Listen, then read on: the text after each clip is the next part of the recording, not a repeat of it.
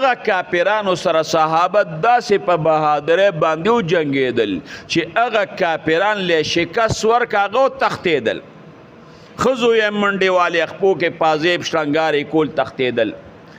صحابو تورې ترخونو ته واچولې، لیندې یې سنبال کړې او چې کم د هغوی نه سامان پاتې شوی مال غنیمت ورته ویل کېږي، هغه مال غنیمت صحابو راټولو. دغې 50 کسانو د غونډۍ نه کتل چې کافران خو لاړلو تښتېدل، باګ یې وکړه او دا خو صحابه مال غنیمت راټولوي، ولې موږ ورکونه شو چې موږ هم دا مال غنیمت راټول کړو. دوی د راکوزېدو اراده وکړه.